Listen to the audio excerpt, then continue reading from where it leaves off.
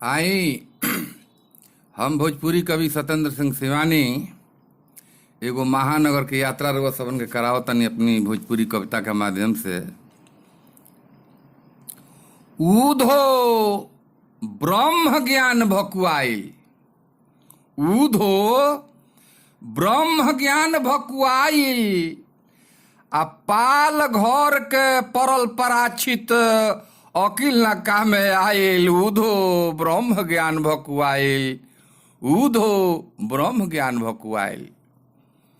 बिना मेल के गांठ जोड़ा के छोड़ल हेली मेली, बिना मेल के गांठ जोड़ा के छोड़ल हेली मेली।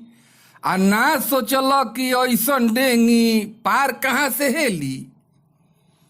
पुरखन के संताप से तोहरो बिचही नाई मराइल। ऊधो ब्रह्म ज्ञान भकुआइल, ऊधो ब्रह्म ज्ञान भकुआइल। कहल बा जे ऊधो जी ब्रह्म ज्ञानी रहले।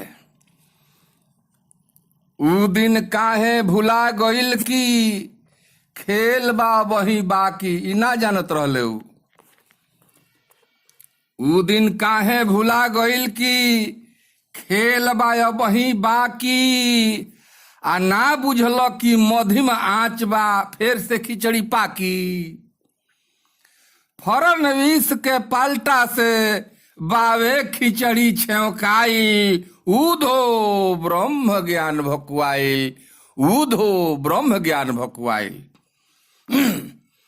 पुत्र मोह में डूबल ढो पितृ ऋण के बोझा। पुत्र मोह में डूबल ढो पितृ ऋण के बोझा। आ मुंह निहारा संजय के अब रहे तोहरा सोझा।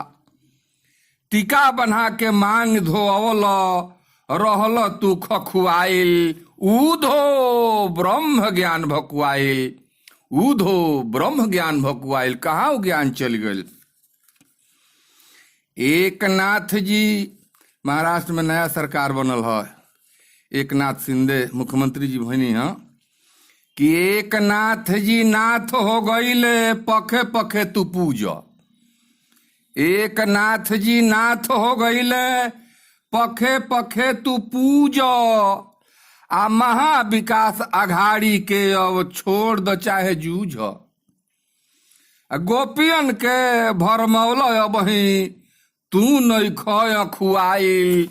ऊधो ब्रह्म ज्ञान भकुआइल, ऊधो ब्रह्म ज्ञान भकुआइल।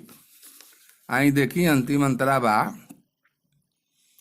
कि साता साख दुनूले डूबल, साता साख दुनूले डूबल, कामे न आइल यारी। बहुत लोग से संगतिया धरा के सरकार बनौले रहले हऊ। साता सुख दुनूले डूबल, कामे न आइल यारी। आ इंटरवल में आँख खोदाइल माधो के बलिहारी। ऊधो माधो के बलिहारी। अब तो आपन भरम बचाव रहल है कुलाइल।